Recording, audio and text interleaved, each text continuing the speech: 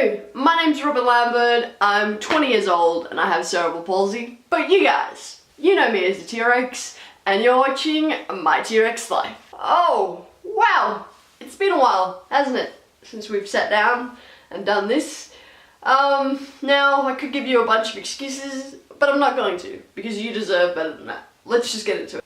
Today guys, I want to talk to you about the social model of disability. Because I believe that the social framework of disability could be the most important thing to consider when looking at how a majority of disabled people want to be viewed and in turn treated by the wider public. Yet most people have no idea what the social model of disability is and how it differs from the medical model of disability. And maybe you don't too. And that's okay, because I'm about to tell you. Now, the medical model of disability is the framework in which we look at disability and see it as a problem that needs to be fixed by medical intervention in order for the person to fit in with society better. And it treats medical professionals as the experts in not only treating disability, but in life with a disability. And I think the best way that I can encapsulate the social model and how it differs from that is by using my athletics journey as an analogy. Now, growing up, I definitely had a natural competitive side. I mean, I took up clog dancing and made my way onto my primary school's tennis team when I could barely walk 50 meters without falling over. So yeah, I'm pretty stubborn, pretty determined. And my parents realized, even at a young age, that this drive, this competitiveness, was actually going to work in my favor as I got older. And it was going to help me combat some of society's negative perceptions of disability and help me to ensure that I was able to get the accommodations that I needed to work around my physical impairments. So they encouraged me to take up wheelchair basketball as a way to stay fit and as a bit of fun. And me, being competitive, took up that opportunity and absolutely fell in love.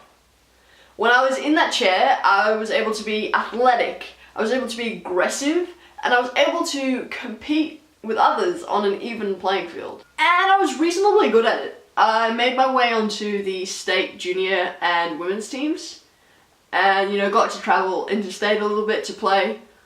But having impairment in my hands and upper body meant that it wasn't quite the right fit.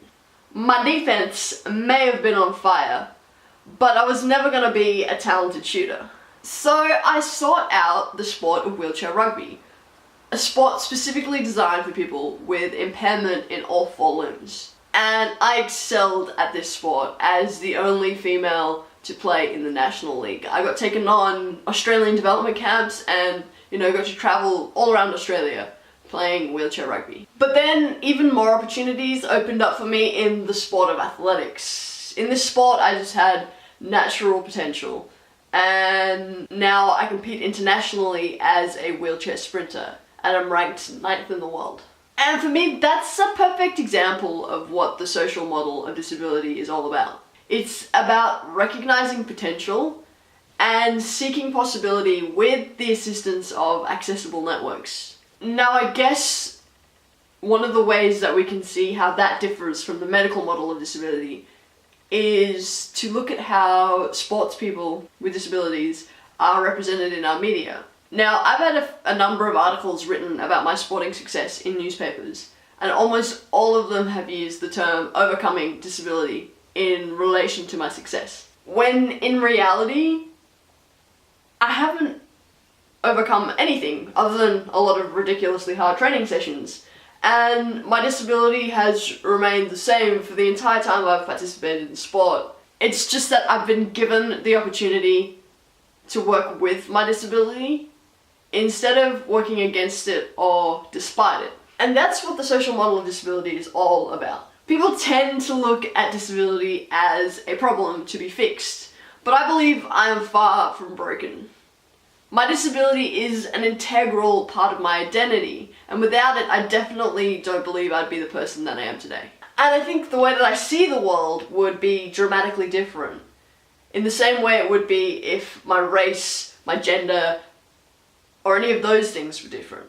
A lot of what I've achieved in my life so far has been because of my lived experience as a disabled individual. It's influenced my humor, my relationships, my politics, and even my style.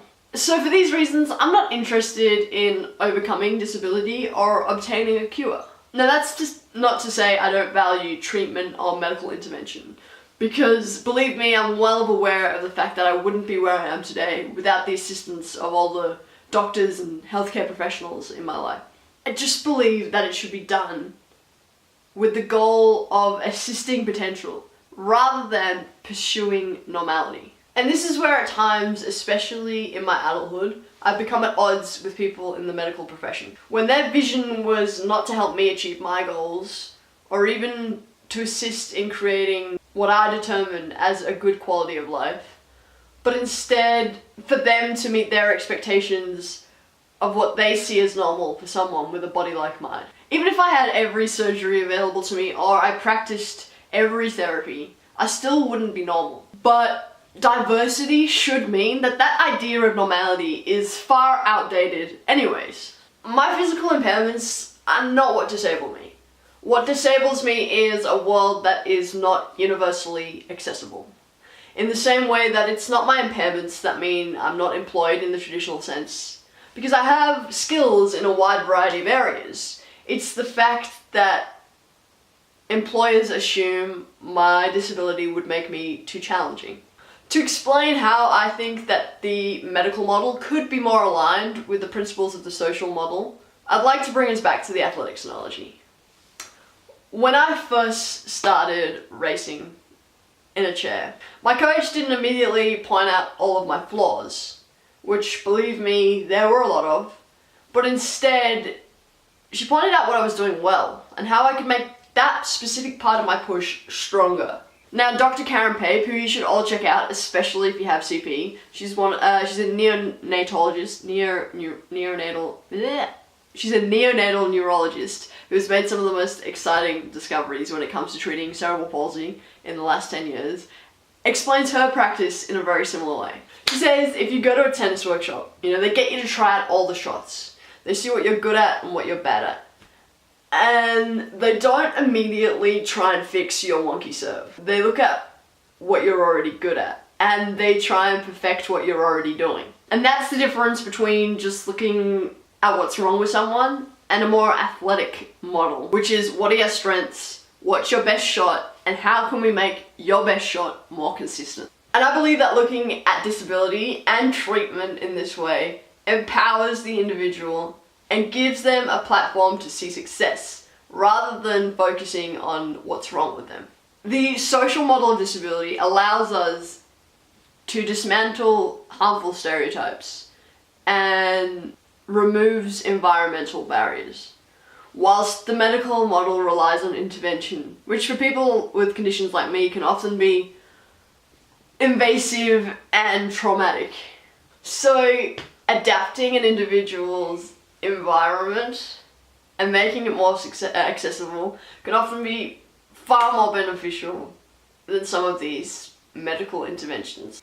And I think that's what we all need to consider. That it doesn't matter if something's normal to you or not. What matters is that person's ability to be able to chase their dreams and to achieve in the fields that they wish to achieve. All humans are different and we all have different skills and abilities. And that's okay. I might never be a professional ballet dancer, but neither are a lot of my friends. And it's not because they're disabled.